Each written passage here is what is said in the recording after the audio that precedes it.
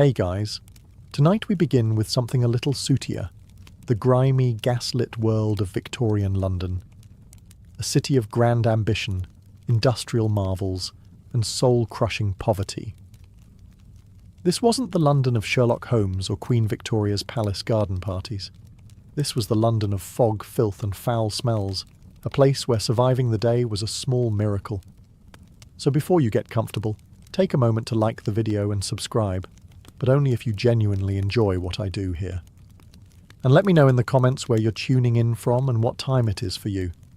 It's always fascinating to see who's joining us from around the world. Now dim the lights, maybe turn on a fan for that soft background hum, and let's ease into tonight's journey together. You open your eyes, and the first thing you see is your brother's foot. Inches from your face, grimy, and twitching slightly from some horrifying dream. Welcome to your one and only room. It's not a bedroom, it's not a living room, it's the room. And it's everything.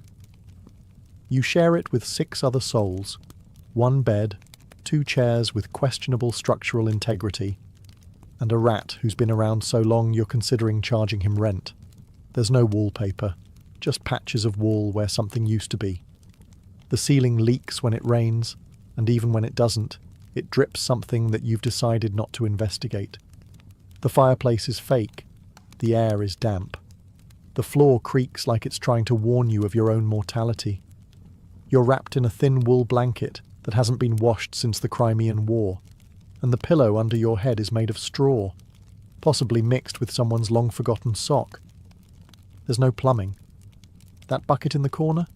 That's the toilet, bath, and emergency water source, depending on the time of day and level of desperation. You've learned to breathe through your mouth in the mornings. It helps. A bit.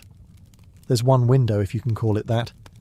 So covered in soot and fog, it mostly just lets in the sound of cartwheels, shouting vendors, and someone aggressively coughing 3 doors down. You try not to think about the fact that the window opens onto an alley where the butcher dumps his offcuts and your neighbour keeps his goat. Every morning begins with a family-wide shuffle. You dress under blankets to avoid the cold. You swap spots around the wash basin like it's a game of musical chairs with fewer prizes, and someone always knocks over the chamber pot. And yet, somehow, this room is still home. You know which floorboard creaks, which corner drips, and which window pane rattles just before your neighbour yells about his stolen boots. You know the smell, the dust, the strange sense of belonging. But make no mistake, this room isn't comfortable. It isn't cute. It's a place that prepares you for the day outside by making you suffer a little before you even leave. And trust me, the streets won't be kinder. You stumble out the front door, still blinking sleep from your eyes and clutching half a crust of bread, and immediately walk face first into a wall of choking fog. But this isn't the romantic, candle-lit haze they write about in novels. No, this is London's infamous pea super, and it's like trying to breathe through a coal-stuffed sock. The sky is grey, the street is grey, the air is grey. You can't see the end of your own arm, and you're pretty sure that's a lamppost ahead. Or possibly a horse. Could go either way. This fog isn't just weather. It's murderous. Formed by the happy marriage of industrial coal smoke and natural mist, it clings to everything. It seeps into your lungs, coats your throat, and gives your clothes that signature London look, soot-streaked and mildly flammable. You cough. Everyone coughs. It's part of the local soundtrack, like church bells and clattering hooves. Children hack like lifelong smokers. Old men cough so hard they rattle windows. And doctors, well, they recommend moving to the countryside, which is great advice if you own land and your own lungs. The smell is a complex bouquet. Chimney soot, sewage vapour, horse manure, and last night's overcooked cabbage. If perfume makers bottled this, it would be called Eau de Urban Misery. And it gets into everything. Your hair, your bread, your one nice shirt you wear to funerals and job interviews. It's all stained with the scent of progress. The worst part? No one's surprised. People go about their day blindly, literally. Street lamps burn all day long and still don't help. You hear someone trip in the alley next to you, and someone else swear as their umbrella disappears into the mist like a ghost ship. At night, it gets even thicker. The fog curls through door cracks. It blankets the tenements, and if you don't keep a candle lit, you might walk straight into the fireplace, or worse, your neighbour's lap. So yes, the air in Victorian London doesn't just choke you, it brands you, smokes you, and dares you to keep breathing, and you haven't even reached the street market yet. You've made it out of bed, out of your smoke-soaked hovel, and down into the day's grey beginnings. Now your stomach groans. Time for breakfast. Except, breakfast in Victorian London is less of a meal and more of a ritual in lowered expectations. If you're part of the working class, and you almost certainly are, breakfast isn't eggs or toast or a hearty pile of bacon. It's a crust of bread that could double as a roof tile. Maybe some porridge, if the oats weren't eaten by the rats in the cupboard. And tea. Always tea. Not because it's comforting, but because it's boiled. And anything that's been boiled probably won't kill you. Milk? Only if you can afford it, and even then it's a gamble. It might be watered down or worse, preserved with formaldehyde by enterprising vendors who think child-safe is a loose guideline. Sugar is expensive. Butter? A legend. Jam? Only if your aunt died and left you some in her will. If you're lucky enough to work in a factory or live near a bakery, you might sniff warm bread on the air. Don't get excited. That's not your bread. That's someone else's breakfast, likely belonging to a man with a hat and a last name on his door. And if you're really down on your luck, an orphan, an out-of-work widow, or just someone who lost their job to a machine, you might find yourself queuing at a workhouse for a ladle of greyish gruel. It's warm. It's edible. That's about the kindest thing one can say. Street vendors might offer fried potatoes or old meat pies, but beware. The meat is unidentifiable, the oil ancient, and the odds of intestinal regret high. Still, the smell is oddly inviting. When you're starving, everything smells like hope. You eat quickly, standing, wrapped in your coat like a cloak of denial. There's no dining room, no soft morning music, just cold fog, clanging wheels, and the distant sound of someone already yelling about stolen coal. And now, bellies only half full and spirits not at all. It's time to step into the real monster, the streets of London. Welcome to the streets of Victorian London, a sprawling, chaotic organism, pulsing with smoke, mud, and misery.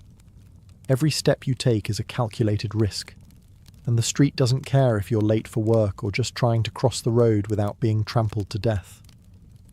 First things first, there are no sidewalks. Or if there are, they're so narrow, cracked and crowded that using them is a polite suggestion, not a safety guarantee. The main road is a mucky battlefield of hoofbeats, wagon wheels, and ankle-deep sludge. Horse-drawn carts barrel past at terrifying speeds. Carriages clip corners. One false move, and you're face down in a puddle that smells like something died in it, because something probably did. Now, mind the gutters. They run down the middle of the street, carrying all the city's discarded glory. Rotting vegetables, dead rats, coal ash, the contents of chamber pots dumped from upstairs windows, and the occasional shoe, foot optional. Crossing them without slipping requires Olympic-level balance, or a very long stick and no dignity. But it's not just the terrain that's out to get you. It's the people too. You've got street urchins darting around like caffeinated squirrels, pickpockets brushing against your coat, accidentally, and vendors yelling about eels, kippers, or something vaguely called meat. Everyone's yelling, all the time, about everything. There are also the coppers, trying to look important, while ignoring most of what's happening around them. If someone gets stabbed, they'll eventually wander over, assuming the shift hasn't ended, or they haven't been bribed to look the other way. The air, still thick with smog, now flavoured with horse manure and pipe smoke. And in the distance, you hear the bells of St. Paul's, Or maybe that's just your ears ringing after someone shouted in your face about chimney soot. Oh, and if it rains? Which it does. Often, the streets turn into rivers of filth. No one offers an umbrella. No one even looks surprised. You just pull your coat tighter and trudge through it, hoping your boots don't dissolve. And this is just your commute. Survive the streets, and you might live to find a job. Or at least something that pays enough to keep bread on the table and rats off your toes.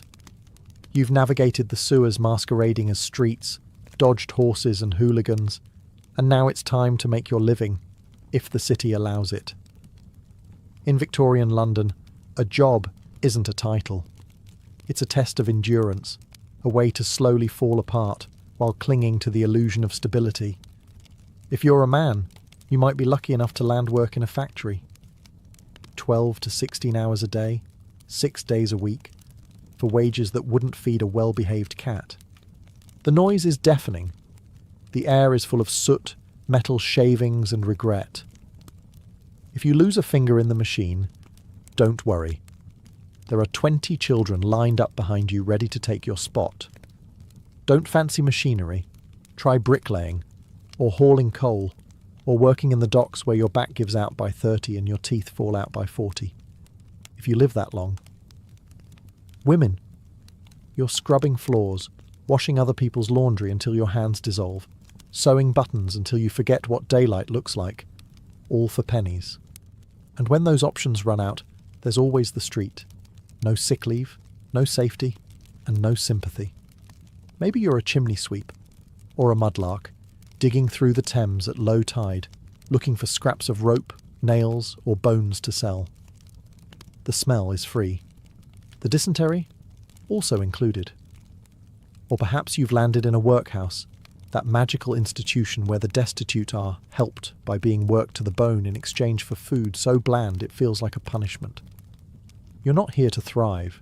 You're here to not die too loudly. Jobs come and go. Illness doesn't. Injury means starvation. There's no workers' comp, no health insurance, and no HR department. Just a foreman yelling at you to lift faster, breathe quieter, and stop bleeding on the equipment. And heaven forbid you complain. There's always someone more desperate behind you, willing to work for even less. Competition is fierce, and compassion is scarce. So yes, you're employed, but don't get too excited. In Victorian London, a job doesn't pull you out of poverty. It just gives you something to do while you're in it. In Victorian London, childhood isn't a time of innocence. It's a short window before your back gives out and your lungs fill with soot. If you're small enough to fit inside a chimney, congratulations, you're considered employable. Forget toys and bedtime stories. By the time you're 5, you're already working. 6, if your parents are merciful. School is a luxury. Work is your future and your present. You might be a chimney sweep, crawling through narrow flues, scraping out soot while praying you don't get stuck. If you scream, they'll poke you with a stick. If you stop moving, they'll assume the worst and keep going. Or perhaps you're a match girl, dipping wooden sticks into white phosphorus that poisons your jawbone until it glows in the dark and eventually falls off. The pay? A few pence? The hazard? Bone death. A charming trade-off. Some children are mudlarks, scavenging through the toxic sludge of the Thames at low tide, looking for nails, rope, anything remotely sellable. You emerge soaked, freezing, and likely infected with something Victorian science hasn't even named yet. Others hawk newspapers on the street, shout about roasted chestnuts they can't afford, or run messages for pennies. You run fast, dodge traffic, and hope today isn't the day you're trampled by a horse or beaten for looking the wrong way at the wrong man. Factory work? That's the dream. Indoors. Steady hours. Just ignore the amputations. Children clean under whirring machines, often while they're still running. You learn fast, or you lose a hand. No safety gear, no days off, no sympathy. Just sweat, noise, and an ever-present adult barking orders. And if you're an orphan, the world doesn't owe you anything. Workhouses, the street, or worse. Some are sold into service. Others vanish, absorbed into the fog, a footnote in someone else's story. In the eyes of Victorian industry, children are cheap, obedient, and disposable. Childhood isn't stolen, it's simply never offered. And yet somehow, they survive. They play with scraps, sing songs in alleys, and laugh. Between shifts, between coughs. Because they have to.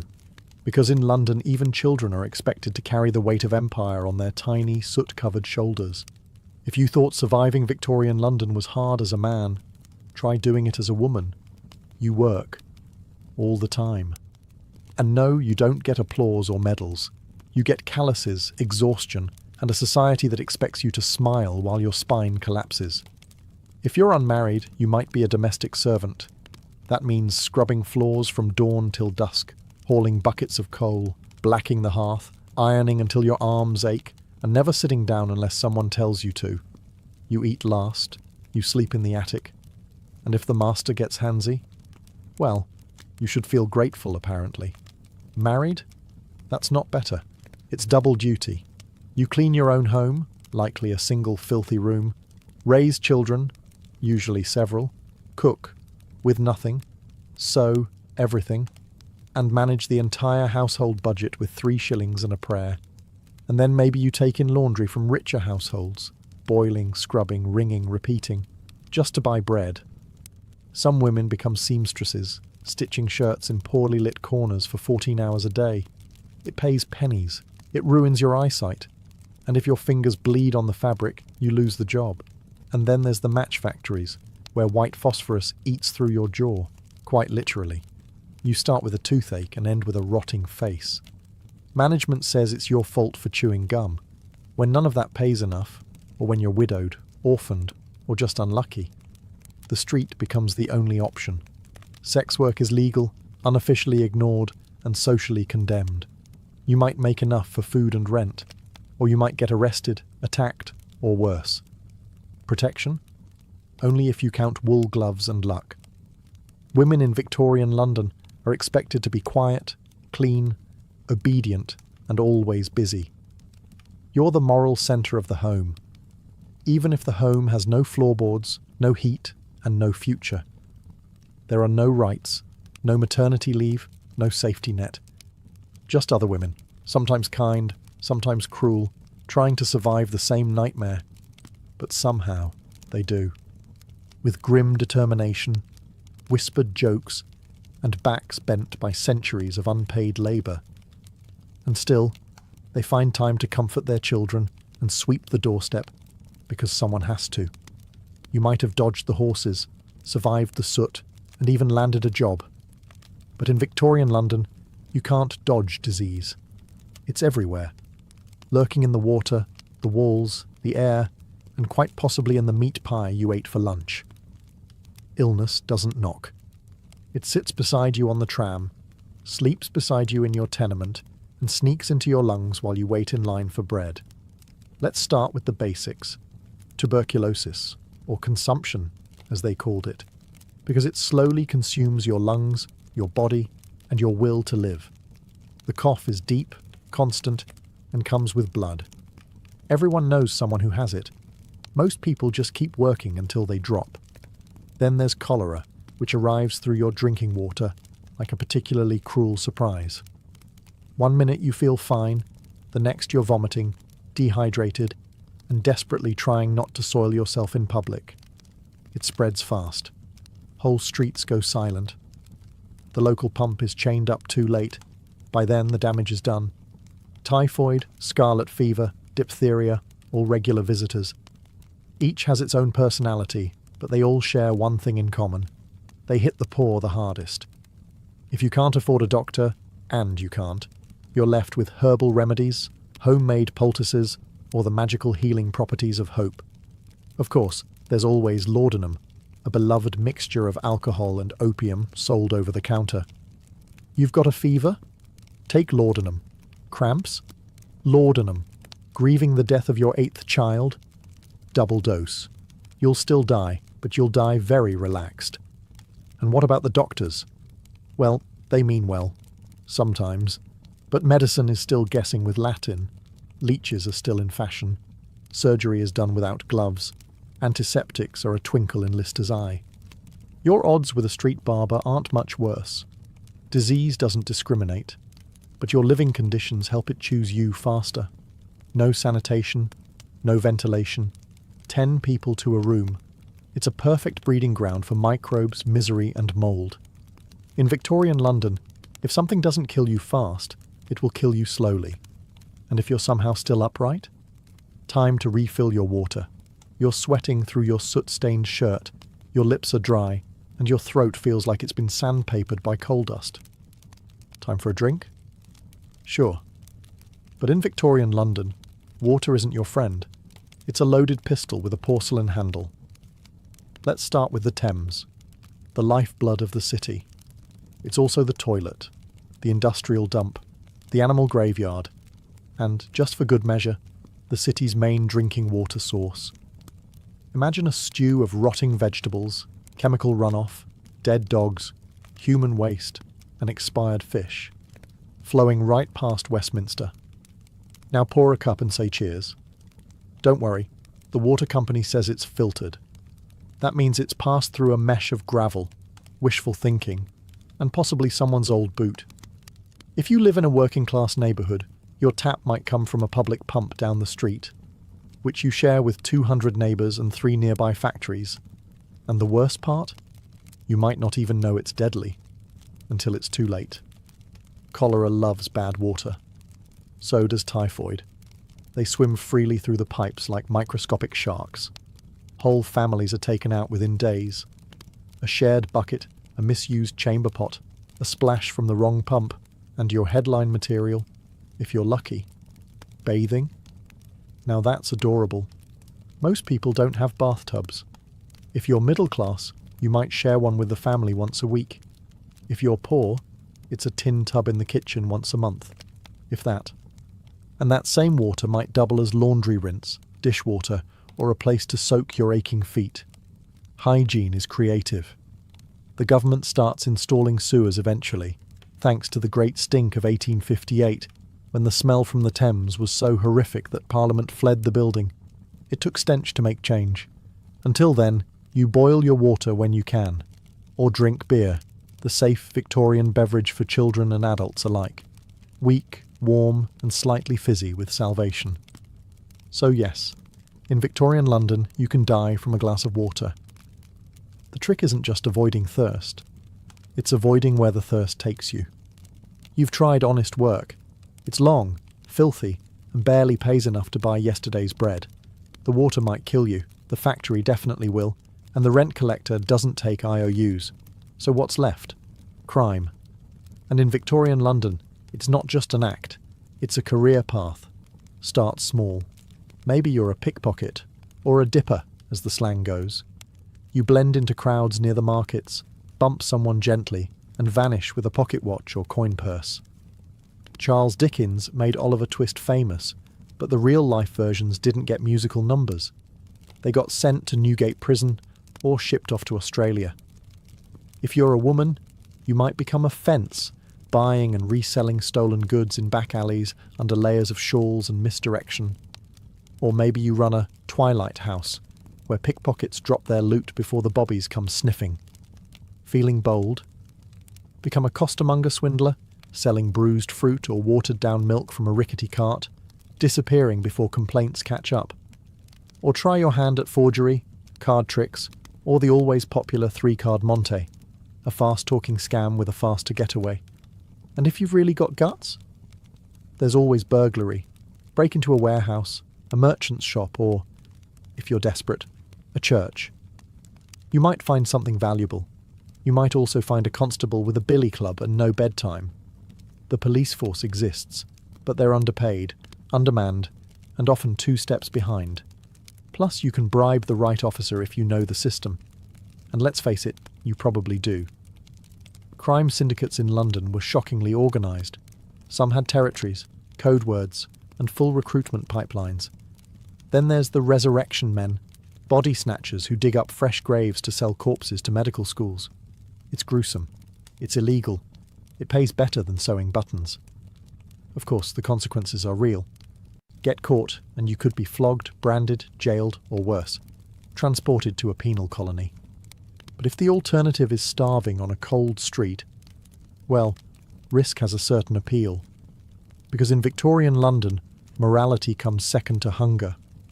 Crime isn't the opposite of work. It is work. And for many, it's the only job that hires. Let's say you've caught something. A cough, a fever. Maybe your leg's been run over by a delivery cart. Time to see a doctor. Good luck. Because in Victorian London, medicine is less healing science and more creative improvisation with sharp metal. Doctors are out there, sure. Some even wear coats. But unless you're wealthy, your first stop isn't a physician. It's a chemist, where the cure for every ailment is a small bottle of laudanum, opium in liquid form, ideal for anything from a sore throat to existential dread.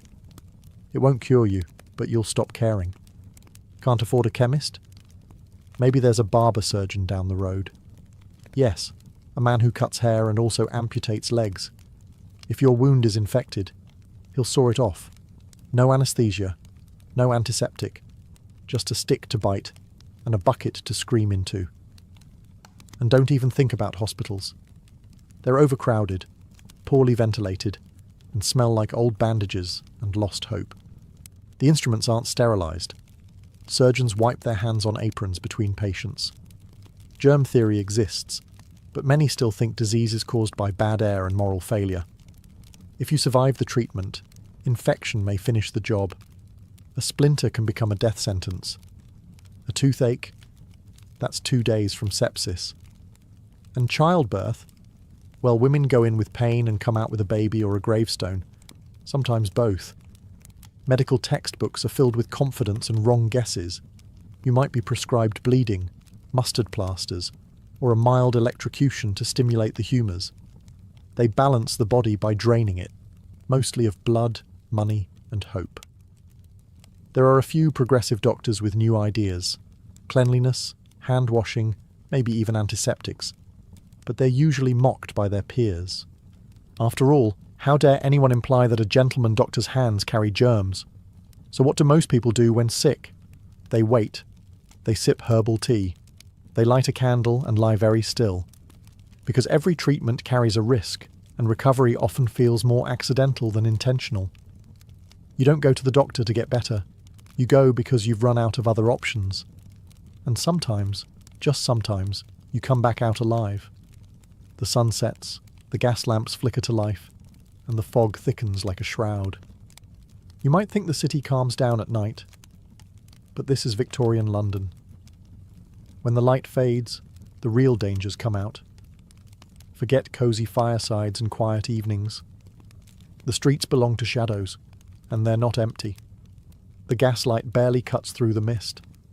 Everything is a silhouette, a hunched figure in the alley, a cloaked shape behind a lamppost, footsteps that echo one beat too many.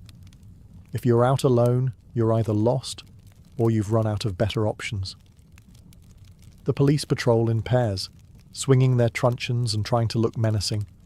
But even the constables know certain alleys are best left alone. Criminals own the night, and most wear shoes softer than a copper's boots. Robbers, cutthroats, and pickpockets thrive after dark. And if your route takes you through Whitechapel or Limehouse, you hold your breath and walk faster. Not because of ghosts, though the fog does play tricks, but because someone might be watching. And in 1888, he might have a knife. If you're a woman, the danger triples. Men leer from corners. Offers are whispered. Some follow. Others don't bother whispering. The darkness hides everything. Faces, screams, and sometimes bodies. Even if you stay indoors, you're not always safe. Tenement buildings creak and groan. Rats scratch behind walls. Arguments erupt 2 floors down and end with breaking glass or breaking bones. Sometimes someone vanishes, and no one asks why. And let's not forget the fires. Chimneys spark, stoves tip, a knocked-over oil lamp ignites a sleeping mat. No smoke alarms, no fire brigade that arrives in minutes. just neighbours shouting and throwing buckets into a blaze they can't control. If you must venture out, you carry a candle or a lantern and hope the flame doesn't blow out in the wind. Or worse, draw attention. Because in Victorian London, night isn't rest, it's risk. The poor don't sleep peacefully. They sleep light, one eye open, one ear tuned to the creak of stairs. And for many, morning is just something to survive to. The morning arrives, or at least you assume it does. Because in Victorian London, light isn't so much seen as guessed at through the thick, suffocating smog. It rolls in like a living thing, a grey, greasy mist made of coal smoke, fog, chimney ash, and the weary sighs of 1,000 overworked boilers. It wraps around buildings, slinks into cracks, and settles in your lungs like a squatter who refuses to leave. You cough, again. You never really stopped. The smog irritates your throat, clings to your skin, and makes your eyelashes feel sticky. Everyone coughs. It's part of the daily soundtrack, along with the church bells, the clip-clop of hooves, and someone yelling about turnips. You wipe the windows. The cloth comes away black. You wash your hands. The water turns grey. Your clothes, no matter how often they're scrubbed, always smell faintly of smoke and despair. Even your curtains are stained with soot. They hang heavy and stiff, like they've seen too much. You think about opening the window. Then you remember what's outside. More smoke, more filth, and the smell of 12 chimney fires fighting for dominance. The worst of it? This is normal. Londoners live in a permanent twilight. The sun is a rumour. People squint to read. Children grow pale. Plants on windowsills die of asphyxiation. And don't even think about drying laundry outside unless you enjoy wearing soot-stained shirts with a hint of arsenic. During the infamous Great Smogs, the air becomes so dense that you can't see your own feet. People get lost walking home. Omnibuses crash. Boats collide on the Thames. In 1873, one fog lasted for 5 straight days and left over 270 people dead. The city barely noticed. The poor, of course, get it worse. Their fires burn cheap, dirty coal. Their walls are thin. Their lungs weaker. Children wheeze through winter like old dogs. If you reach adulthood without bronchitis, consumption, or mysterious blackened phlegm, you're a miracle. And yet, you go on. You light the stove.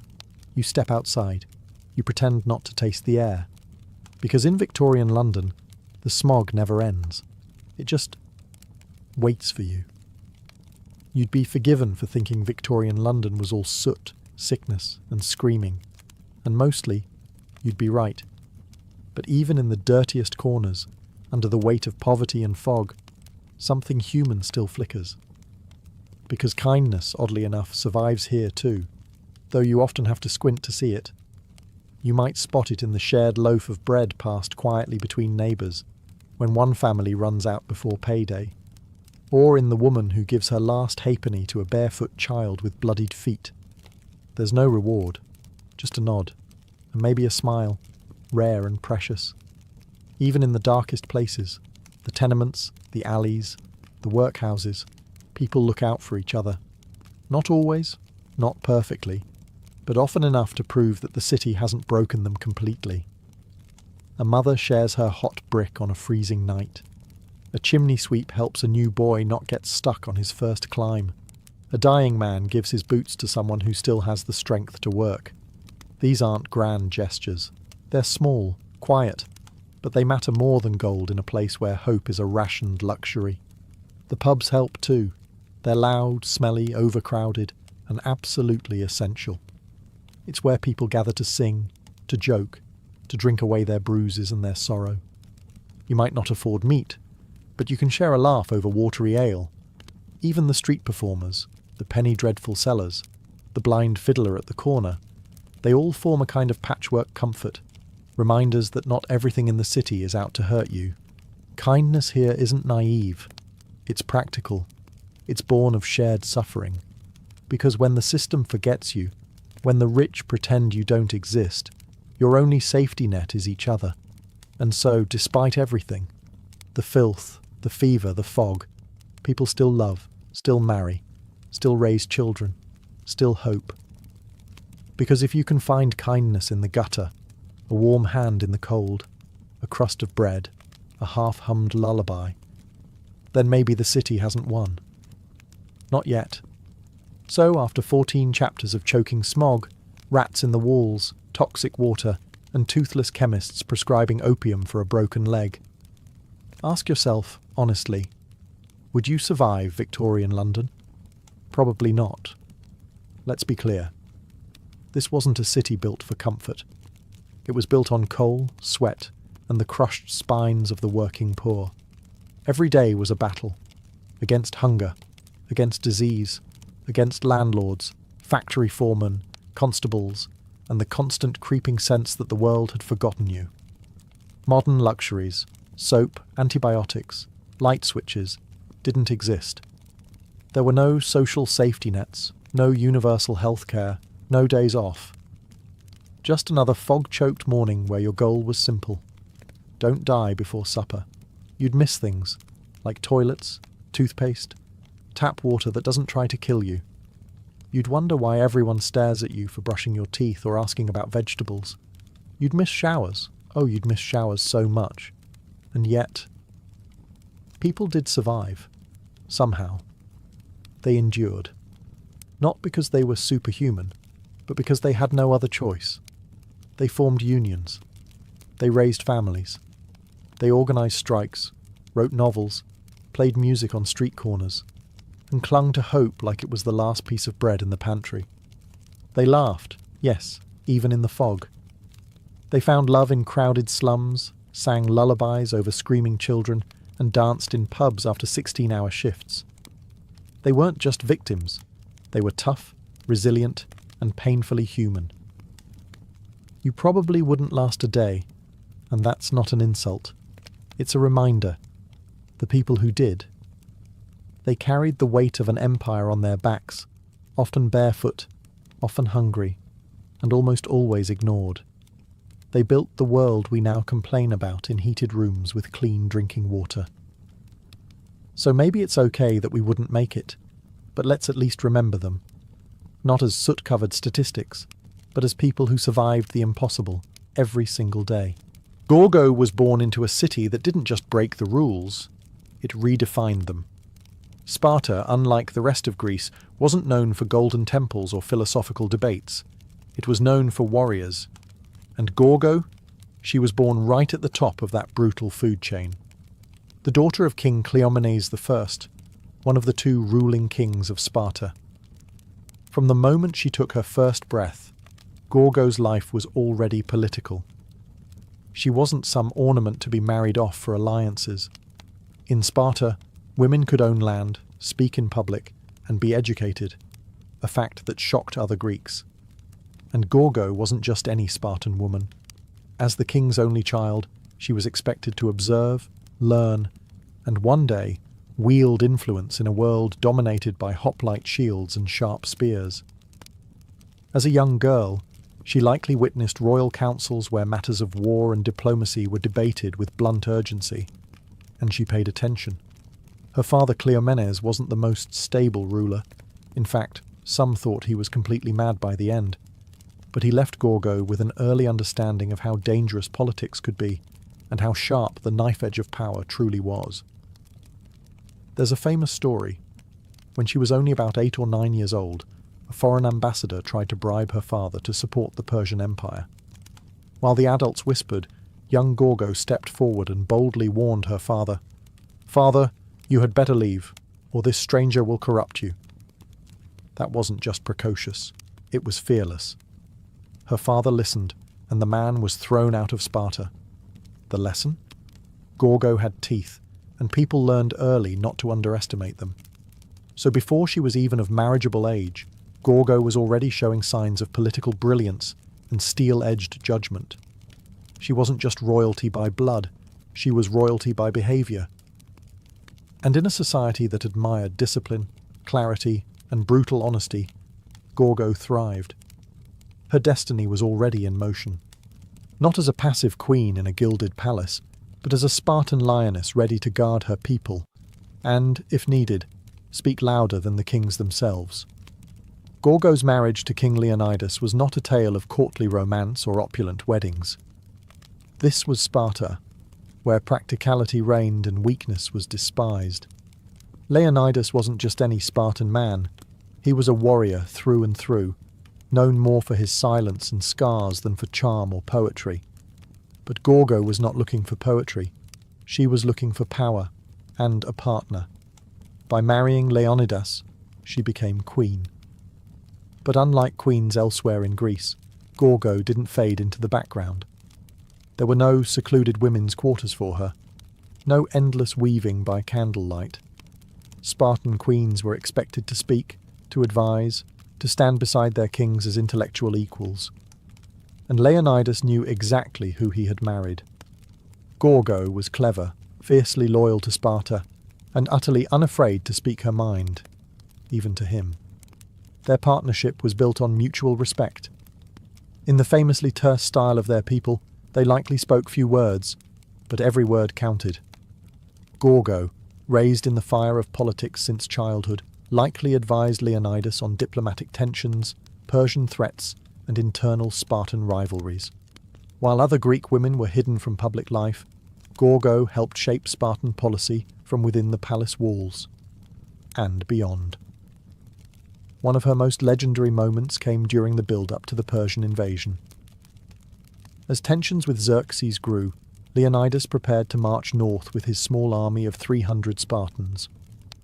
Before he left, Gorgo, now a seasoned political mind, wasn't overcome with tears or begging. Instead, she offered him just 6 chilling words. "Come back with your shield," or "on it."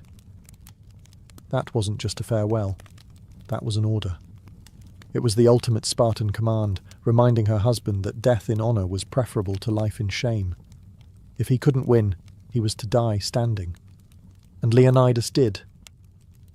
At Thermopylae, he and his 300 fell to the last man, buying precious time for Greece to rally. His death would echo through history, but Gorgo's words would echo louder. She didn't just send her husband off to die. She helped forge the myth of Thermopylae itself. While Leonidas died a hero, Gorgo lived to protect the legacy, and perhaps to shape the empire his sacrifice tried to save. After Leonidas's death at Thermopylae, many queens would have slipped quietly into mourning, perhaps disappearing from the public eye. Not Gorgo. In fact, her influence only grew stronger. She had become more than just a widow. She was now the living symbol of Spartan resilience.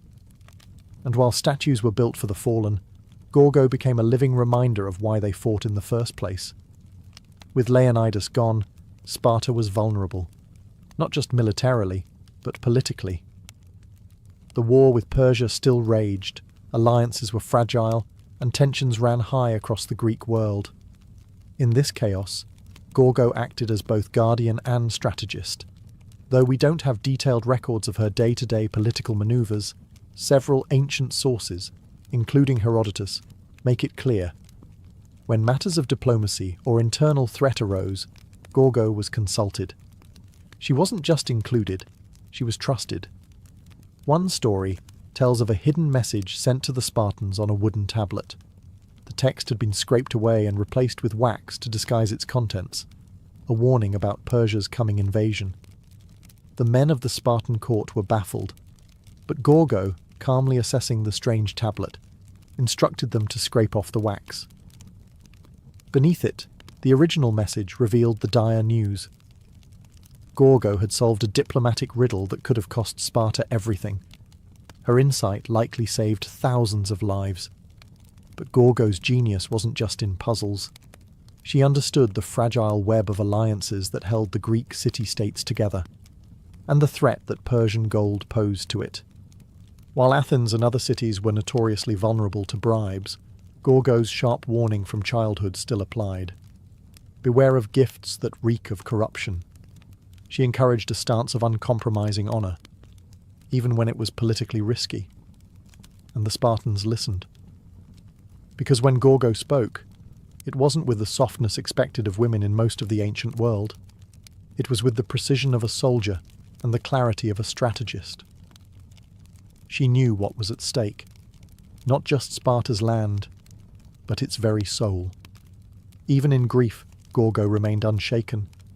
The shield Leonidas carried into battle may have been lost, but Gorgo became something greater, the mind that would carry Sparta through its darkest days.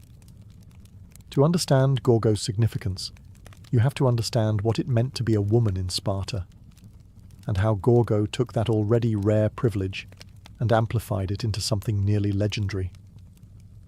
Spartan women were unlike any other in the ancient world. While Athenian women were confined to the home, barred from politics and barely educated, Spartan women were trained to be physically strong, mentally sharp, and socially assertive. This wasn't just cultural flair, it was survival strategy. Spartans believed that strong women produced strong sons, so girls ran, wrestled, and trained alongside boys in their youth. They were expected to be healthy, confident, and unafraid to speak blunt truths. But Gorgo wasn't just one of many tough Spartan women. She was the finest example of what Spartan womanhood could be. She was known not just for her wisdom, but for her razor-sharp wit. There's a famous anecdote where a foreign woman asked her, "Why are you Spartan women the only ones who rule your men?" Gorgo didn't hesitate. She shot back, "Because we are the only women who give birth to men." That line wasn't just clever, it was pure Sparta. It signalled a culture where female strength was seen as essential, not ornamental. In Gorgo's world, motherhood wasn't a passive role. It was a political one. To raise a Spartan son was to train a future warrior. And for Gorgo, raising her own son, Pleistarchus, who would become king after Leonidas, was an act of devotion not just to family, but to the entire Spartan state. She likely oversaw his early education, surrounded him with the values of honour, sacrifice and discipline, and instilled in him a love, not for glory, but for duty. Yet Gorgo never flaunted her power. She didn't need to. Her voice carried weight precisely because she used it sparingly, and always with precision. She wasn't a ruler in name, but a force in reality. While Sparta remained a dual monarchy led by men, Gorgo's presence ensured there was always a keen-eyed strategist watching from behind the throne. In many ways, she was the unspoken law of Sparta, upholding its ideals, pushing its leaders, and sharpening its spine. Gorgo didn't just redefine what it meant to be a queen, she redefined what it meant to be a Spartan. The death of Leonidas at Thermopylae was a seismic moment, not just emotionally but politically. He had become a martyr for all of Greece, a symbol of resistance against Persian tyranny. But Sparta could not afford to weep for long. War was still raging, and the decisions made in the months that followed would determine the fate of the entire Greek world. And while Gorgo held no official rank, her influence didn't vanish with her husband's body. With her son, Pleistarchus, still a minor, a regency had to be established. While historical records don't list Gorgo as a formal regent, we can be sure she had a role in guiding his education and shaping the political decisions made in his name. This wasn't a time for grieving mothers. This was a time for cold calculation. The Persian threat was still looming, and Greece was deeply divided. Athens wanted to fight on sea, Sparta on land. Unity was fragile. It was likely during this critical period that Gorgo became something of an unofficial advisor to the Spartan Gerousia, the Council of Elders.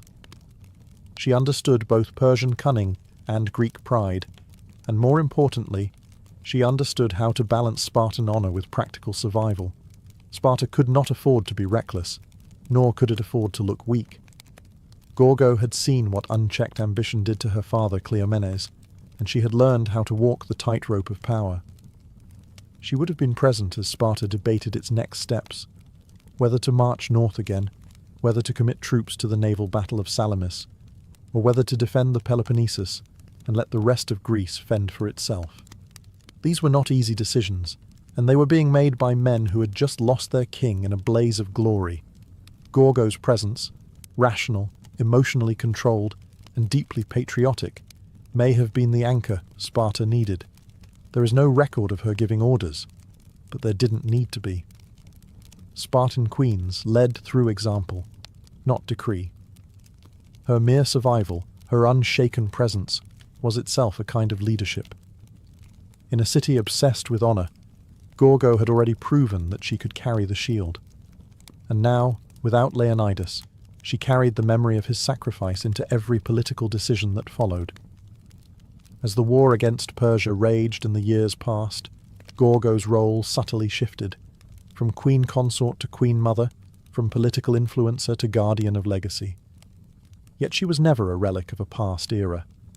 Gorgo remained a living embodiment of Spartan ideals, a presence so formidable that even without a crown or battlefield, she still commanded attention. Her son, Pleistarchus, eventually took the throne, but he was not the kind of king his father had been. Quiet, less known, and largely absent from military glory, Pleistarchus ruled in the long shadow cast by Leonidas. And behind him, still watching, was Gorgo, the woman who had raised him, shaped him, and ensured he understood what it meant to carry the blood of a hero. But what made Gorgo exceptional wasn't just her connection to two kings. It was her mind, her reputation, and the rare fact that she appears by name in multiple ancient sources, something extremely uncommon for women in classical history. Herodotus, the so-called father of history, mentions her more than once, praising her intelligence and recounting her ability to solve riddles and navigate political threats. In a world where women were often nameless shadows, Gorgo stood out, not as a myth or a lover or a tragic figure, but as a mind to be reckoned with. She was, in many ways, the embodiment of what Sparta wanted to believe about itself. A society where even women were strong, wise, and ready to defend their homeland at any cost. Gorgo didn't need to fight with a spear. She fought with words, with counsel, with unwavering resolve. Her contributions weren't made on dusty battlefields, but in war councils and private conversations, in raising a king and keeping a nation emotionally intact during its darkest hours. Even centuries later, her name remains one of the few ancient Spartan women preserved by history. Not because she was a queen, but because she was impossible to forget. In an age when the achievements of women were easily erased, Gorgo's intellect, sharp tongue, and political bravery left a mark too deep to wash away. She didn't inherit greatness. She carved her own version of it. And Sparta, brutal and uncompromising as it was, loved her for it. Sparta prized few things: silence, strength, and discipline. But Gorgo managed to make her voice one of its sharpest weapons. She didn't speak often, but when she did, her words were remembered for centuries. She was living proof that in a culture where words were precious, the right ones could echo louder than shields clashing in battle. Gorgo was a master of Spartan wit, a form of verbal warfare all its own. She didn't use metaphors or flowery speeches. She used the truth, delivered like a knife to the heart of pretense. One of her most quoted responses came when a foreign woman asked, "Why are Spartan women the only ones who rule their men?" Gorgo's reply was legendary. "Because we are the only women who give birth to men." The line wasn't just a jab, it was a manifesto. In 6 words, she summarized the entire Spartan worldview and female empowerment the way only a Spartan could, with blunt, blistering pride. She used language like a general uses tactics. When she exposed the bribe attempt to her father as a child, she didn't stammer or plead. She issued a warning. When Persian messages came hidden in wax, she offered the solution without hesitation. Gorgo didn't just speak. She strategized through words, and Sparta listened. In a male-dominated society built around the sword, Gorgo showed that intellect could be a battlefield too. Her statements have the rhythm of command and the clarity of someone who understood power, not as ornamentation, but as responsibility. She didn't need to scream to be heard. She made every word a dagger. And what made her words so devastating was that they were always anchored in truth. She didn't bluff. She didn't flatter. Gorgo knew exactly what was expected of her.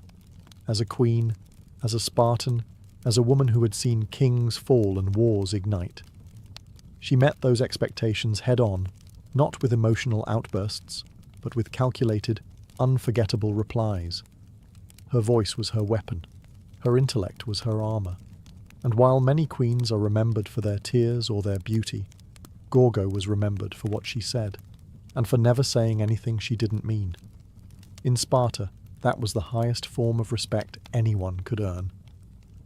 Gorgo's later years were spent in a city that never softened. Unlike other Greek polis that evolved into cultural centres, Sparta refused to compromise its militaristic identity. It remained rigid, proud, and dangerously insular.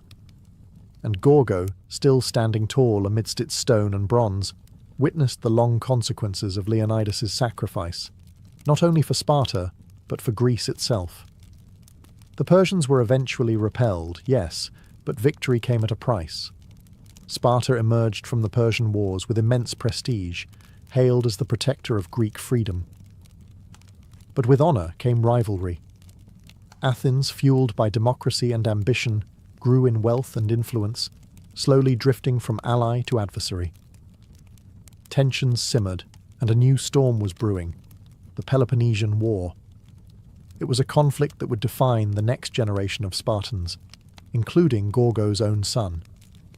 If Gorgo saw the writing on the wall, she likely recognized that Sparta's strict ideals, once its greatest strength, were now becoming limitations. While Athens adapted and innovated, Sparta remained unmoved. The same military codes that once made Sparta invincible also made it inflexible.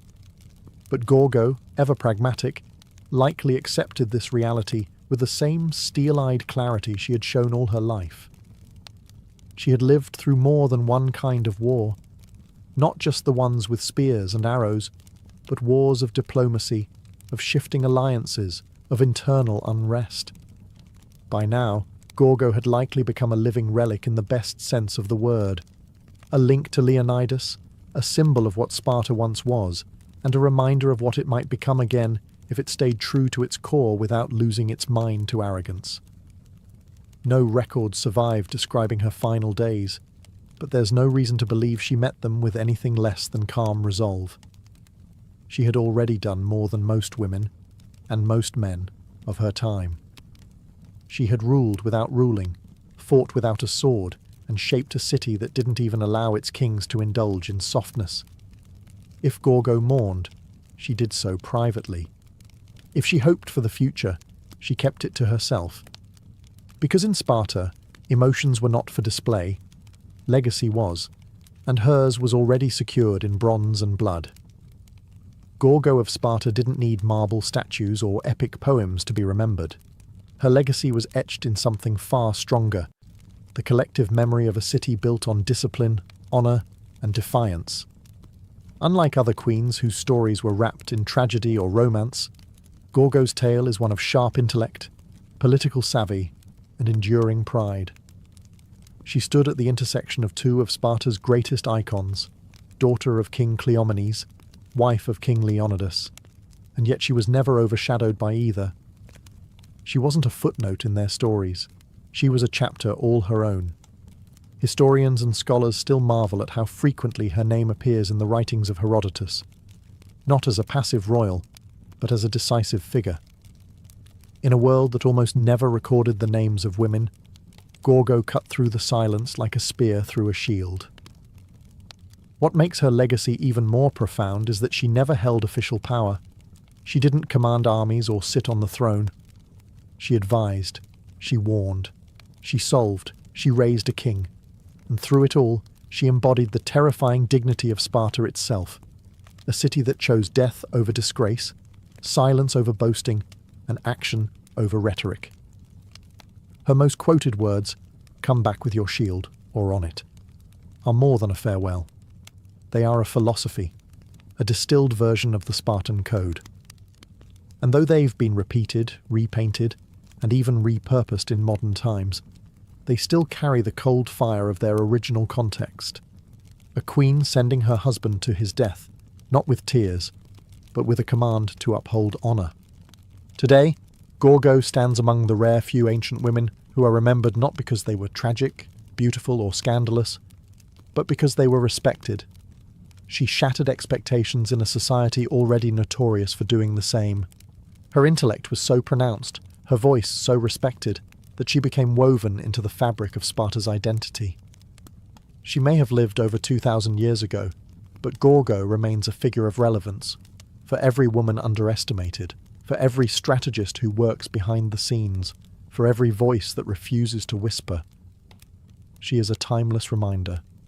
Strength isn't always loud, and power doesn't always wear a crown. In the heart of Jordan's sun-bleached deserts, where the horizon seems to melt into the sky and silence reigns over the sands, stand the remains of a forgotten royal ambition, the desert castles. These haunting structures, scattered across the desolate landscape, seem almost like hallucinations. Grand facades rising out of the emptiness, complete with domed roofs, decorated arches, and faint traces of long-faded frescoes. They are beautiful, mysterious, and isolated. And they've puzzled historians for centuries. Built during the Umayyad Caliphate in the 7th and 8th centuries, these castles weren't built to repel armies or defend trade routes. They weren't fortresses in the traditional sense. Instead, they were luxurious retreats, seasonal residences, pleasure palaces, and hunting lodges for the Umayyad elite. Kings, princes, and high-ranking officials used these spaces as getaways from the politics of Damascus, the capital of the Islamic world at the time.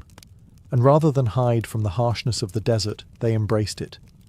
But why build such lavish structures in such remote and unforgiving places? Part of the answer lies in the symbolism. The Umayyads were asserting control, not just over land, but over nature itself. By erecting these palaces in the desert, they were sending a message. Even in the harshest conditions, their power, culture, and sophistication would flourish. These buildings were monuments to Umayyad authority, artistry, and confidence. There's also a practical layer. Many of the desert castles were built near seasonal water sources or ancient trade routes, allowing them to serve as way stations or administrative hubs. Yet despite their utility, the architecture and decoration suggest something deeper. These were places of beauty and leisure. The walls once shimmered with frescoes depicting animals, musicians, and even Byzantine-style nudes, a surprising sight in early Islamic art. There were stargazing chambers, elaborate bathhouses, and audience halls with intricate carvings. Today, many of the desert castles lie in ruins, partially buried by the sand they once defied. But even in decay, they tell a story of a time when the desert was not a place to escape, but a place to transform. In these silent stones, the Umayyads left behind more than architecture. They left an echo of empire, ambition, and oasis-born luxury. To understand the desert castles of Jordan, we must step into the mindset of the Umayyads, the first great Islamic dynasty, rising from the sands of Arabia to rule an empire that stretched from Spain to Central Asia. Their capital in Damascus pulsed with political power. But the Umayyads were still very much products of their tribal, nomadic roots.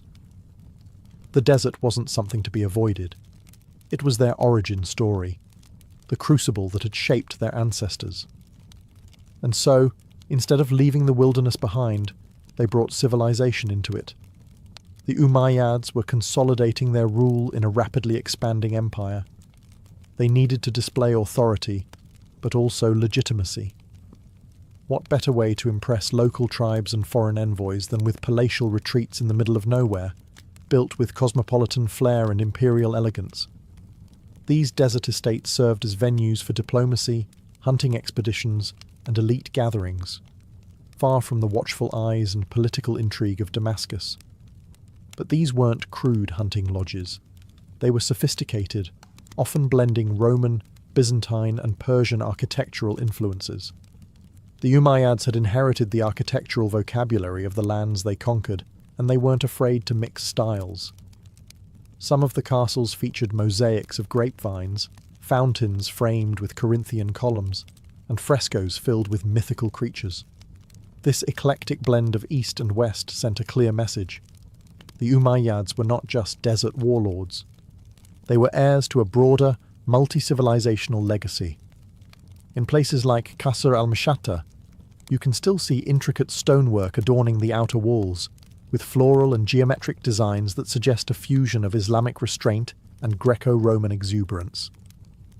At Qusayr Amra, frescoes depict bathing scenes, musicians, and even a painting of the Six Kings, an image showing rulers from Byzantium, Persia, and Ethiopia paying tribute to the Umayyads. It was visual propaganda carved in pigment and plaster. These castles weren't just about comfort, they were about image. The Umayyads understood that power needed a stage. In these desert theatres, far from the noise of the capital, they performed dominance, luxury, and cultural sophistication. They used the emptiness of the desert like a canvas, and on it they painted a vision of empire that was both ancient and utterly new. Among all the desert castles, none captivates the imagination quite like Qusayr Amra. Located deep in the Jordanian desert, it looks modest from the outside, a squat structure of dusty stone, half buried in the vast stillness of its surroundings. But step inside, and you enter a different world.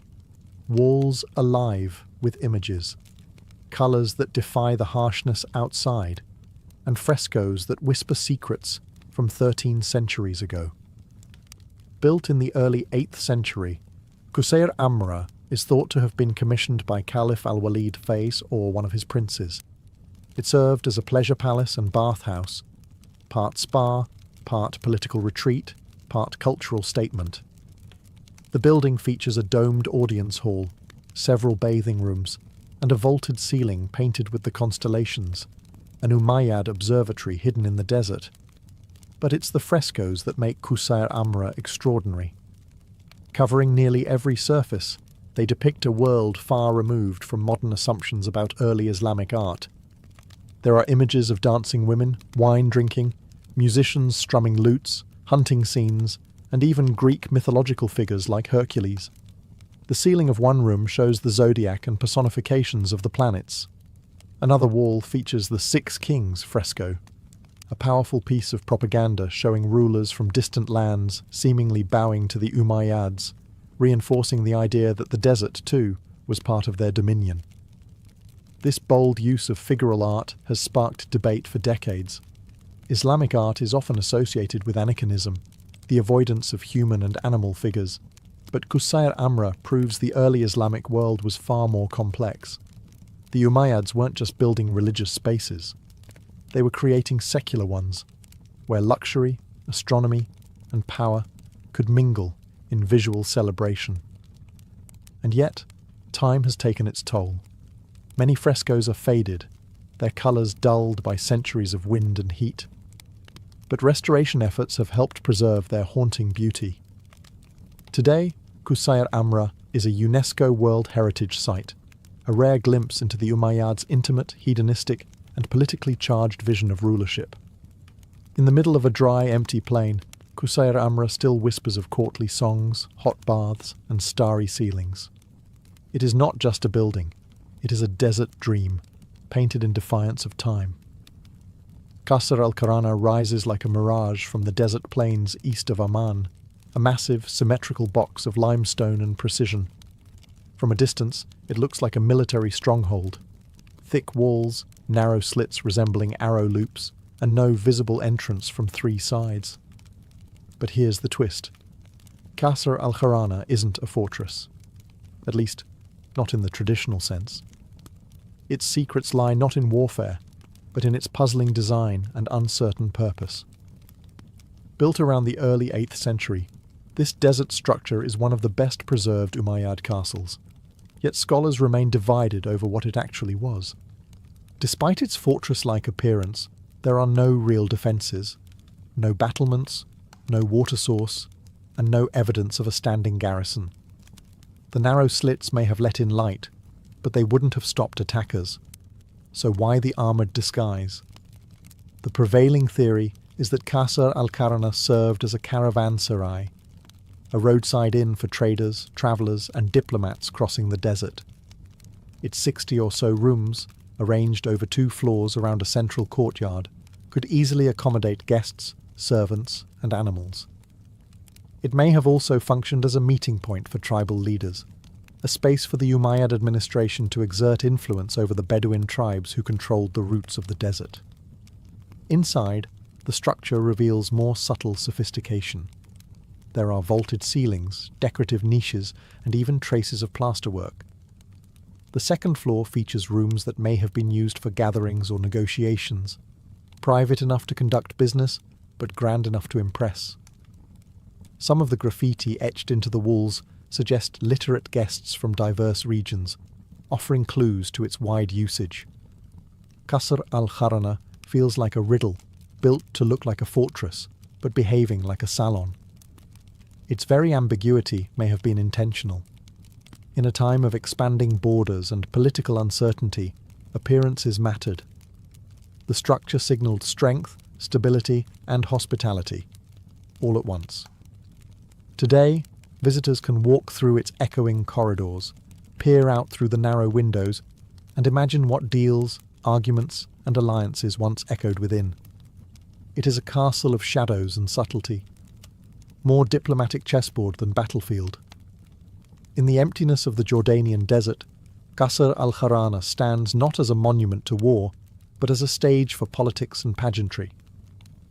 Qasr al-Mashata may be ruined today, but even in its fragmented state it dazzles with ambition. Located just south of Amman, this Umayyad palace was never fully completed, yet its unfinished bones still whisper of imperial dreams. Among all the desert castles, Qasr al-Mashata is perhaps the most architecturally elaborate, and its surviving facade is one of the finest examples of early Islamic stonework in existence. What immediately strikes visitors, and historians, is the extraordinary stone relief that once adorned its southern facade. Carved with geometric patterns, floral motifs, and stylized animals, the wall is a stunning fusion of Byzantine, Sasanian, and early Islamic artistic traditions. It's a visual manifesto of the Umayyad identity, powerful, cultured, and inclusive of the civilizations it had conquered or inherited. Ironically, much of the facade isn't in Jordan anymore. In the early 20th century, the Ottoman Sultan gifted part of it to the German Kaiser. Today, the largest surviving portion resides in the Pergamon Museum in Berlin, a fragment of desert glory displaced into European marble halls. But even without it, the ruins at Mashhata remain remarkable. You can still see the carefully arranged foundations, the outlines of a grand courtyard, and hints of the richly ornamented entrance hall. So what was Qasr al-Mashhata meant to be? Most scholars believe it was intended as a winter palace, not just a retreat, but a royal statement. Its scale and artistry suggest it was meant to impress visitors, perhaps foreign dignitaries or tribal allies. The palace would have featured audience halls, private quarters, courtyards, and even a mosque, all part of a self-contained oasis of power in the desert. But then, construction abruptly stopped. Some say the death of Caliph al-Walid II, who commissioned it, led to its abandonment. Others point to structural issues or shifting political priorities. Whatever the reason, Mashhata was left incomplete, its vision frozen mid-dream. And yet, the ruin still commands respect. Even unfinished, Qasr al-Mashhata tells a clear story. The Umayyads were not just warriors or rulers. They were builders of culture, masters of design, and visionaries who dared to bring luxury into the most desolate of landscapes. Mashhata may have fallen silent, but its carved stones still speak the language of empire, bold, intricate, and enduring. It might seem strange at first, elaborate bathhouses in the middle of the desert. But for the Umayyads, hammams were more than just places to wash. They were spaces of ritual, relaxation, diplomacy, and even celestial contemplation. Scattered throughout the desert castles of Jordan, these bath complexes stand as testaments to how the Umayyads brought civilization and comfort into one of Earth's most unforgiving environments. Take Qusayr Amra, for example. Behind its painted walls lies a complete Roman-style bath system, apoditarium, changing room, tepidarium, warm room, caldarium, hot steam room, and a furnace system underneath to heat it all, just like the old Roman thermae. The technology wasn't new, but the intent was freshly Islamic. The Umayyads had absorbed the knowledge of their conquered territories and adapted it to their own needs. In a world where water was precious, having a functioning bathhouse was a sign of serious wealth and power. It demonstrated the caliphate's ability to manipulate nature, not just survive it. Bathing wasn't just hygienic, it was social. Here, rulers and courtiers could relax, host tribal leaders, or discuss matters of state away from the prying eyes of the court. It was intimacy wrapped in ceremony. And then there's the art. In the steam-filled walls of these hammams, we find frescoes that challenge expectations, zodiac signs, planetary figures, bathing women, musicians, hunting scenes.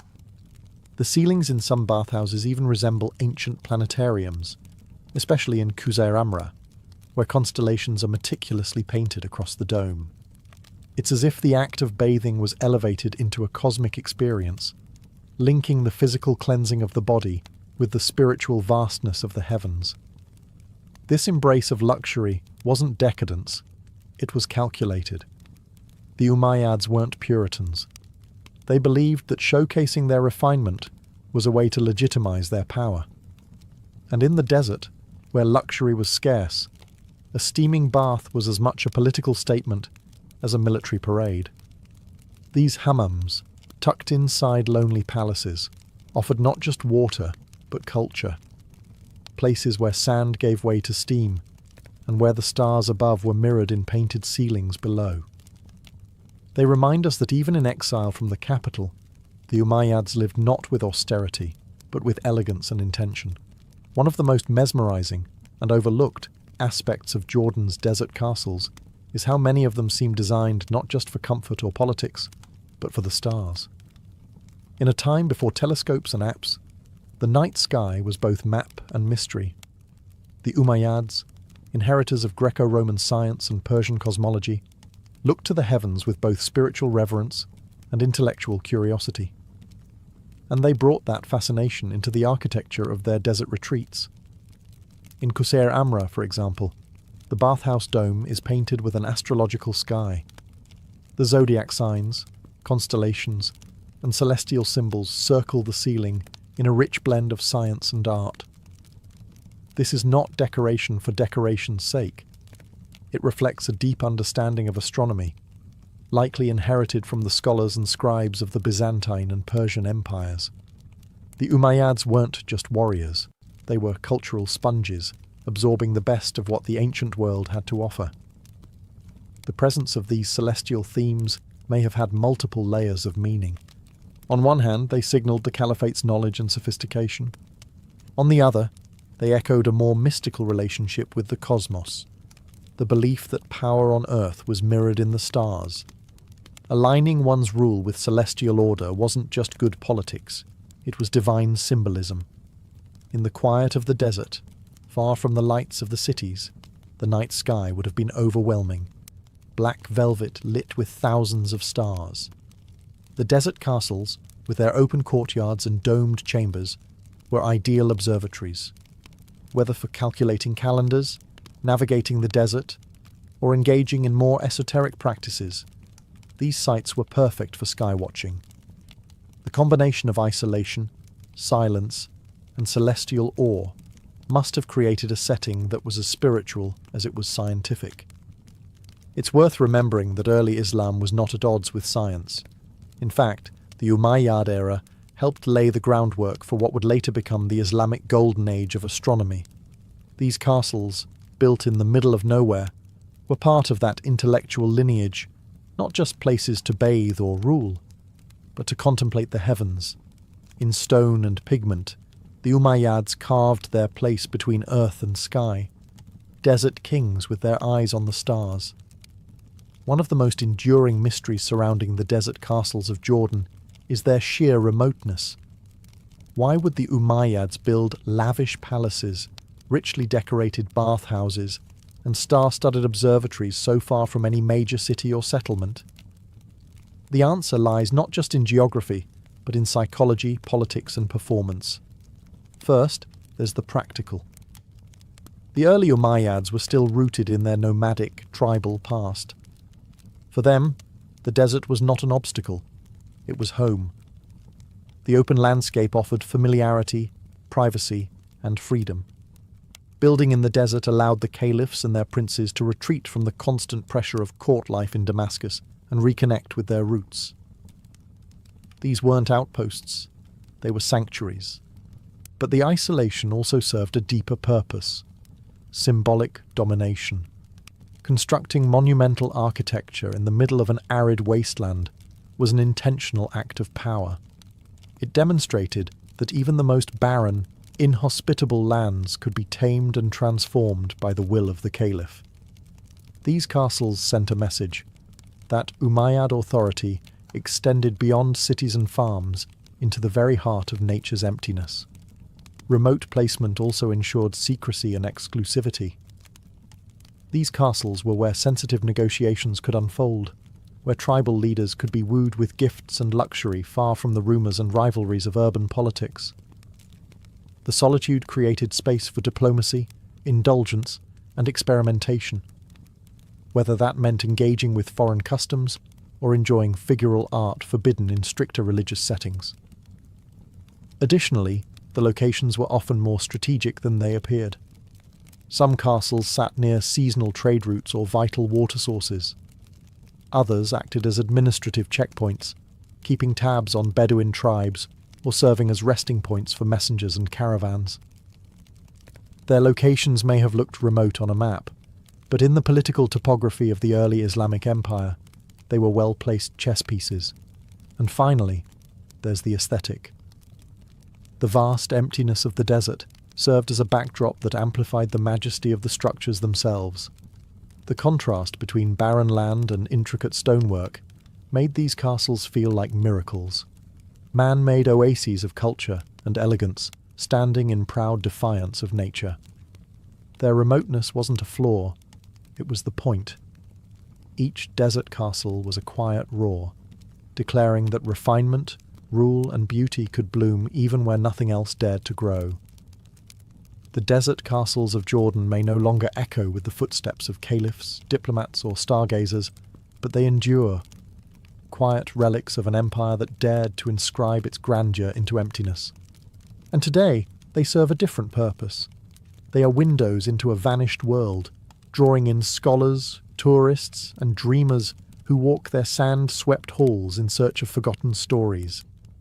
Modern Jordan has embraced these sites not only as historical treasures, but as symbols of cultural resilience.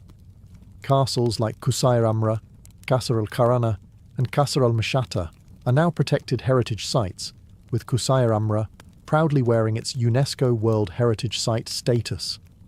Restoration projects, carefully balancing preservation with authenticity, have stabilized frescoes, cleared debris, and opened these ruins to public exploration. Still, time and nature remain persistent adversaries.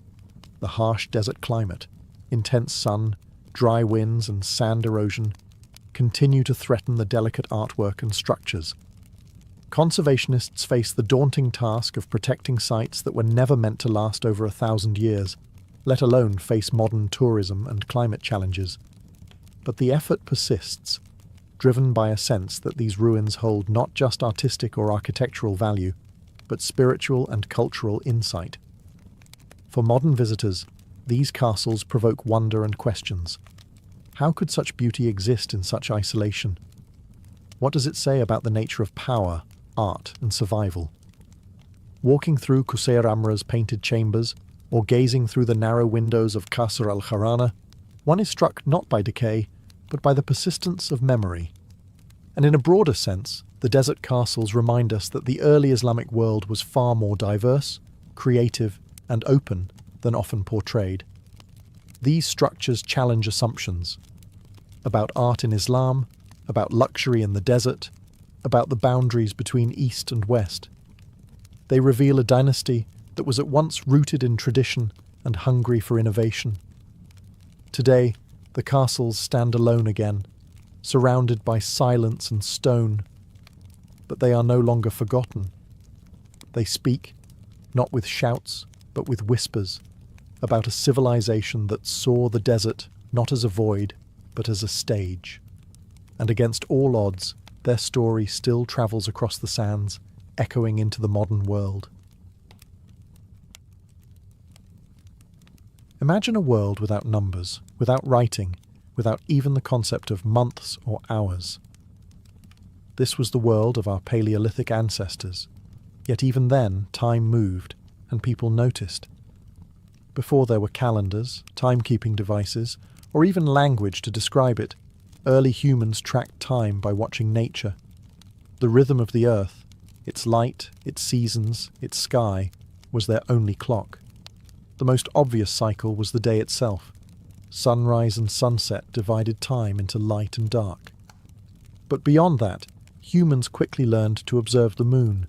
Its phases were consistent and dramatic, a glowing disk growing, shrinking, and disappearing with eerie regularity. The moon became the first timekeeper, dividing life into repeating units that would later inspire the idea of months. In fact, the word month itself comes from moon. To early humans, a full lunar cycle, about 29.5 days, meant far more than a pretty light in the night sky. It was a guide for hunting, planting, gathering, and preparing for what came next. But the moon wasn't alone. Shadows changed length throughout the year. The position of the sun at sunrise shifted along the horizon, and certain stars only appeared during specific seasons. Over generations, communities began to notice these patterns, and more importantly, to pass them on. This knowledge wasn't just observational, it was sacred. Understanding time meant understanding the gods, the land, and life itself. Ancient people carved notches into bones, painted symbols on cave walls, and aligned stones with the sun's rising point during solstices. These weren't primitive scribbles. They were early efforts at marking the passage of time.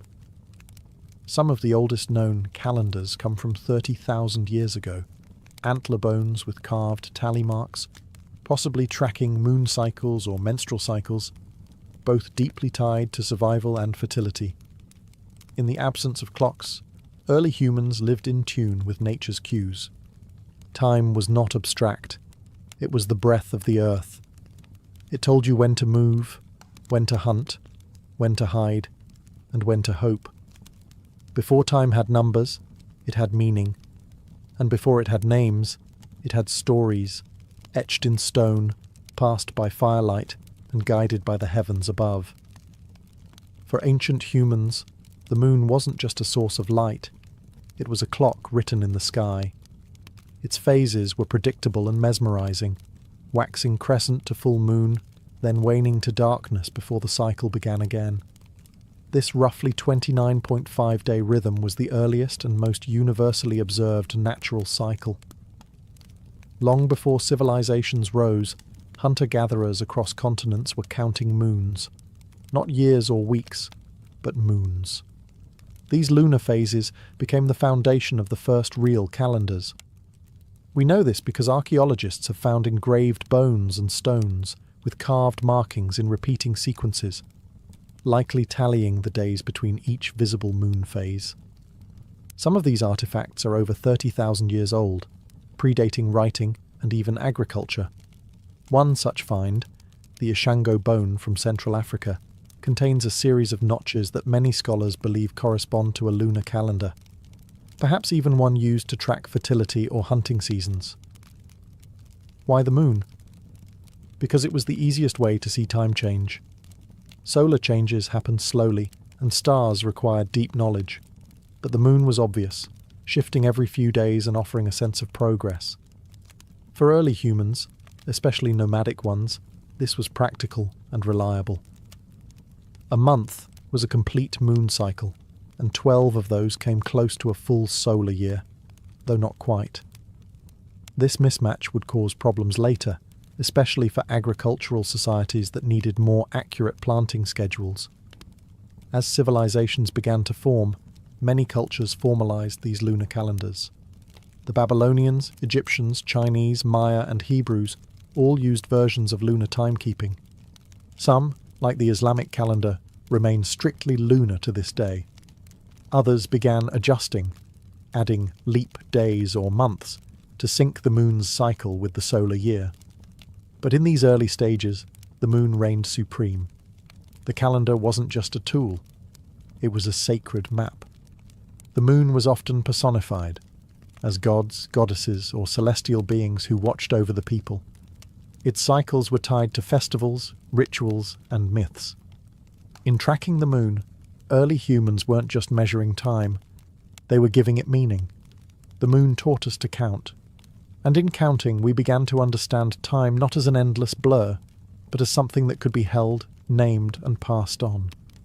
As human societies evolved from nomadic bands to settled agricultural communities, the moon alone was no longer enough. Farming required more than knowing when a month had passed. It demanded precise awareness of the seasons, when to plant, when to harvest, when rains would come or frost would return. And for that, early humans turned to the sun. Unlike the moon, the sun's movements were subtle, stretching across the horizon over the course of a year. But those who observed patiently began to notice a pattern. The sun did not rise and set in the same place every day. At certain times of year, what we now call the solstices and equinoxes, the sun reached key turning points. These became cosmic anchors, marking the longest and shortest days, and the times when day and night balanced perfectly. Ancient people began to build solar calendars, not with ink, but with stone. The most famous example is Stonehenge in England. Though its exact purpose remains debated, its alignment with the summer and winter solstices is unmistakable. On those days, the sun rises or sets perfectly in line with specific stones. In a world without clocks, this was breathtaking precision. Similar alignments appear across the globe, in the Nabta Playa stone circle in Egypt's desert, in Chaco Canyon in North America, and in the temples of Machu Picchu. These weren't random. They were built by sky watchers who connected celestial events with agricultural cycles and religious rituals. For these ancient societies, the sun was more than a giant torch. It was divine. Many cultures worshipped solar deities, Ra in Egypt, Inti in the Andes, Surya in India. The return of the sun after the longest night was often cause for celebration, symbolizing rebirth and continuity. These festivals, aligned with solar events, eventually formed the backbone of early religious calendars. Tracking the sun required patience, architecture, and spiritual vision. It meant observing not just 1 month at a time, but a full solar year, mapping the sky, recording the horizon, and marking time with permanence. Where the moon gave us motion, the sun gave us structure. Through stones and shadows, humans began to bind the heavens to the earth.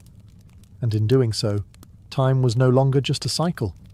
It became a calendar, carved into the land, aligned with the stars, and wrapped in the sacred. For early civilizations, tracking time wasn't just about agriculture or seasons. It was a spiritual act. Time itself was sacred, a divine rhythm flowing from the heavens into daily life. Each moment had meaning. Each season carried cosmic weight. Calendars weren't simply charts, they were instruments of ritual, designed to align human behavior with the will of the gods. In ancient Mesopotamia, priests climbed ziggurats not just to be closer to the sky, but to observe the stars and planets. These observations weren't purely scientific. They were acts of devotion. The Babylonians divided time with stunning accuracy. A 7-day week, a 360-day year, and even a base 60 number system that still influences how we measure minutes and degrees. But this wasn't about efficiency. It was about order. By measuring time, they were mirroring the divine structure of the universe. Egyptians took it even further. Their calendar, one of the most advanced in the ancient world, was tied closely to the Nile and the rising of Sirius, the brightest star in the sky. When Sirius reappeared at dawn, it signaled the flooding of the Nile, a life-giving event. That celestial moment, marked the start of the Egyptian New Year, a celebration tied to fertility, rebirth, and the favour of the gods. Across the ocean, the Maya developed one of the most intricate calendar systems ever devised, combining lunar cycles, solar years, planetary motions, and sacred numbers into an interlocking series of time counts. Their Tzolk'in calendar tracked a 260-day spiritual cycle, while the Harb tracked the 365-day solar year. Time for the Maya was not linear. It was cyclical, divine, and deeply bound to prophecy and ritual. Every moment had a spirit. Every date had a destiny. Festivals, sacrifices, coronations, and even wars were timed to coincide with celestial rhythms. Kings were crowned not just when politically convenient, but when the stars aligned. To ignore the calendar was to invite chaos, not just in the fields, but in the cosmos. In this world, to keep time was to hold power, not over people, but over meaning itself. Sacred time governed the lives of ancient civilizations, and through sun, moon, and star, the calendar became not just a record of passing days, but a bridge between the mortal and the divine. As civilizations grew more complex, so too did their need to organize time beyond months and seasons. The concept of a year, a full cycle of Earth's orbit around the Sun, slowly took shape. But understanding that a year lasted about 365.25 days wasn't easy. It took centuries of observation, correction, and yes, frustration. The earliest formalized years were often imperfect. Lunar calendars, while useful, created a problem. 12 lunar months only added up to about 354 days, nearly 11 days short of the solar year. Over time, this gap caused chaos. Harvest festivals began to drift into the wrong season, and spring rituals occurred in the heart of winter. Civilizations had to make a choice: stay loyal to the moon or correct the drift. Many opted for the latter. The Babylonians created a lunar calendar but added an intercalary month every few years to realign the calendar with the seasons. The Egyptians, however, took a bolder step. They abandoned the moon entirely and adopted a solar calendar. 365 days divided into 12 months of 30 days, with 5 extra days tacked on at the end.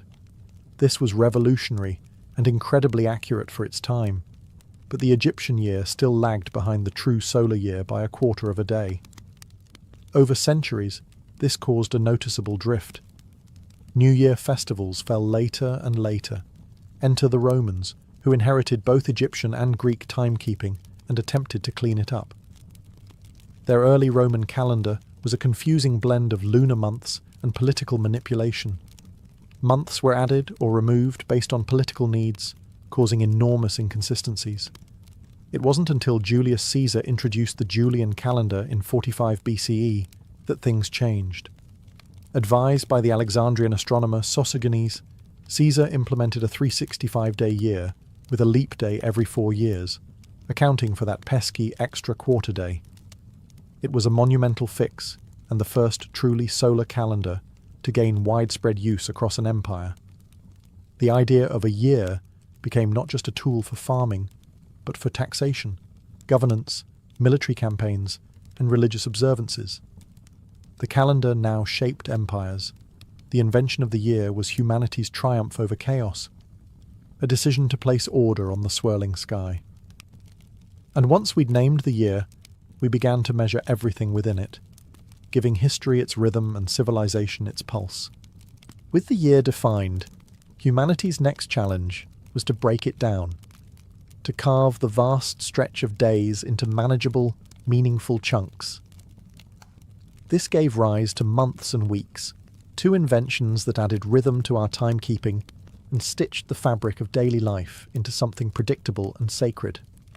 Months, at their root, come from the moon. Most ancient societies initially based their calendars on lunar cycles, the 29.5-day rhythm between full moons. 12 of these created a lunar year, totaling roughly 354 days. But since this didn't align with the 365-day solar year, societies began to manipulate the system, adding leap months, adjusting day counts, or switching entirely to solar-based months, like the Egyptians and, later, the Romans. The Romans are largely responsible for the names and shapes of the months we use today. Their early calendar started in March, and months were named after gods, like Martius for Mars, numbers, September for 7, and later emperors, July for Julius Caesar, August for Augustus. Through political reforms, most notably Caesar's Julian calendar, the 12-month solar calendar became standardized with months ranging from 28 to 31 days. But what about the week? That strange 7-day unit that doesn't neatly divide a month or a year. Its origins are more mystical than astronomical. The Babylonians, fascinated with the number 7, derived it from the 7 visible celestial bodies: the Sun, Moon, Mars, Mercury, Jupiter, Venus, and Saturn. They assigned each day to a planet, a practice that influenced later Greek and Roman naming systems and survives today in many languages. The Jews solidified the 7-day week through religious tradition. In Genesis, God created the world in 6 days and rested on the 7th. This sacred structure was adopted and carried through into Christianity and Islam, eventually spreading across the Western world. By the time the Romans adopted it in the 1st century CE, the 7-day week had become a fixture, not because it was logical, but because it was meaningful. Unlike months and years, the week has no natural basis. It's a human invention, a rhythm imposed on time. Yet it endures, shaping work schedules, religious observance, and social life across centuries and civilizations. By breaking time into months and weeks, humanity gave time rhythm, and rhythm in turn gave us ritual, rest, and routine. As civilizations matured, calendars evolved from tools of survival into instruments of power. Whoever controlled the calendar controlled not just the seasons, but society itself. Taxes, festivals, harvests, royal decrees, and even war campaigns were governed by the date. Calendars became political tools, religious statements, and cultural weapons, used to shape identity, unify empires, and reinforce authority. In ancient Rome, Julius Caesar's reform of the chaotic Roman calendar wasn't just a bureaucratic fix, it was a statement. The new Julian calendar, introduced in 45 BCE, imposed order over disorder. It allowed the Roman Empire to synchronize administration across vast territories, from Britain to Egypt. And with July renamed in Caesar's honor, the calendar itself became a monument to his legacy. Later, Augustus Caesar followed suit, naming August after himself and adjusting its length to equal July, because no emperor wanted his month to be shorter than his predecessors. In Rome, even time had to flatter power. Meanwhile, in China, imperial dynasties created calendars tailored to the reigning emperor's mandate. The Chinese calendar, a sophisticated lunisolar system, wasn't just practical, it was symbolic. When a new emperor rose, a new calendar cycle often began, reinforcing the idea that he had inherited the mandate of heaven. The calendar reflected cosmic harmony and the emperor's place within it. The Islamic calendar, established during the reign of Caliph Umar in the 7th century CE, began with a political and spiritual event, the Hijra, or Prophet Muhammad's migration from Mecca to Medina. Unlike solar calendars, it remained purely lunar, making religious festivals float through the seasons. That fluidity, however, became a unifying thread, tying Muslims across different regions and climates to the same spiritual timeline. Even in medieval Europe, calendars became battlegrounds for authority. The Church aligned saints' days and religious festivals with pre-existing pagan cycles to ease conversion. Time itself was baptized. The calendar didn't just tell people what day it was, it told them how to behave. Calendars weren't neutral. They were curated by those in charge, defining when debts were due, when armies marched, when gods were honored, and when history began. From emperors to priests, kings to astronomers, the right to mark time became a form of dominion, because to shape the calendar was to shape reality itself, to make your story the rhythm of everyone else's life. By the 16th century, time itself had drifted out of sync. The Julian calendar, once a masterpiece of Roman engineering, had slowly lost accuracy. It miscalculated the solar year by about 11 minutes annually, a small error that, over centuries, added up. By the 1500s, the spring equinox, which once fell around March 21st, had crept backward to March 10th. For a church that depended on precise dates to celebrate Easter, this was a theological crisis.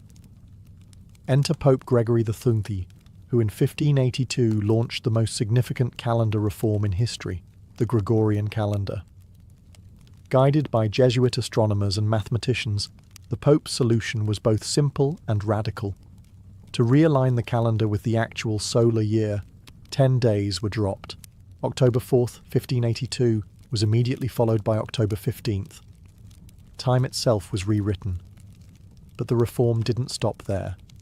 Gregory's team also revised the leap year rule.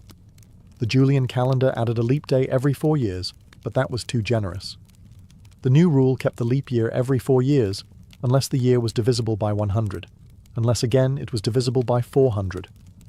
So 1600 was a leap year, but 1700, 1800, and 1900 were not. This corrected the long-term drift and brought the calendar's accuracy within 26 seconds per year of the solar cycle. Still, adoption wasn't immediate or universal. Protestant and Orthodox nations viewed the Gregorian calendar with suspicion, seeing it as a Catholic power play. England didn't adopt it until 1752, by which point the error had grown to 11 days. Russia didn't switch until after the Bolshevik Revolution in 1918. The result? For centuries, dates could differ drastically between countries. Imagine two people celebrating New Year's 2 weeks apart in neighbouring lands. Despite resistance, the Gregorian calendar eventually became the global standard, not because of religion, but because of practicality.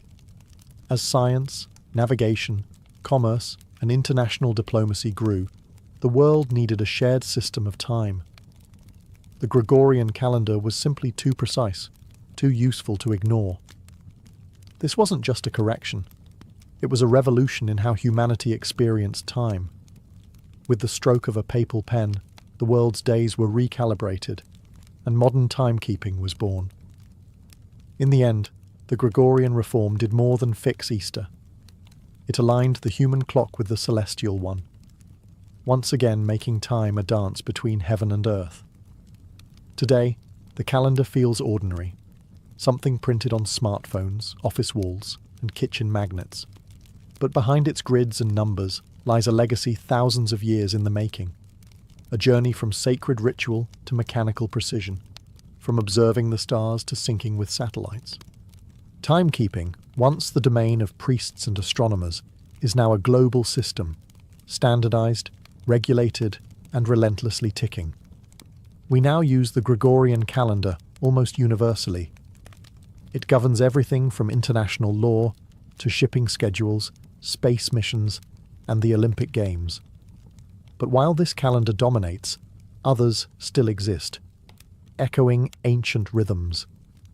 The Islamic Hijri calendar continues to guide religious life for millions of Muslims. The Hebrew calendar governs Jewish holidays and traditions. The Chinese lunar calendar shapes festivals like the Lunar New Year. In India, regional calendars coexist alongside the Gregorian one. Humanity didn't abandon its diversity. It simply added layers of utility on top of ancient roots. And then there's atomic time, the most precise method of timekeeping ever created. Based on the vibrations of cesium atoms, International Atomic Time, TAI, measures seconds with such accuracy that it would only gain or lose 1 second every hundreds of millions of years. From this, we derive Coordinated Universal Time, UTC, the global time standard used for everything from internet protocols to airline schedules. Leap seconds are sometimes added to UTC to account for Earth's slightly inconsistent rotation, a reminder that, even in the age of perfection, the planet itself refuses to be completely predictable. Yet despite all this precision, we still live according to rhythms that are deeply human. We celebrate birthdays. We look forward to the weekend. We count down to midnight on New Year's Eve, hearts full of hope, just as ancient people once watched the horizon for the return of the sun. The calendar, in its modern form, is both tool and tradition. It keeps airplanes from colliding, yes, but it also reminds us when to gather, when to rest, and when to remember. Behind its cold efficiency lies the same desire that drove our ancestors to carve notches into bones and align stones with the sky. The yearning to understand our place in time. In measuring time, we measure ourselves, past, present, and the dreams that await tomorrow.